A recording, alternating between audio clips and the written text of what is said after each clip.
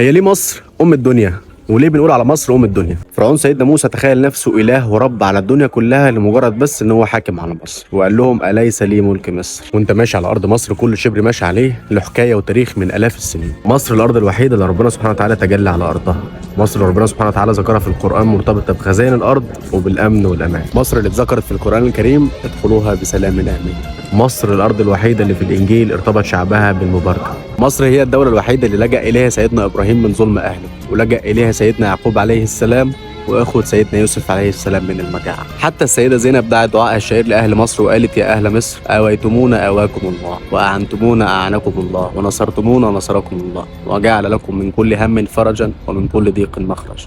علمنا العالم يعني ايه طب وهندسه وعماره وفن وحتى الموضه والملابس والمكياج. احنا اللي علمنا العالم كله كل حاجه. مصر اللي كانت بتطعم العالم كله وقت ال7 سنين العجاف. مصر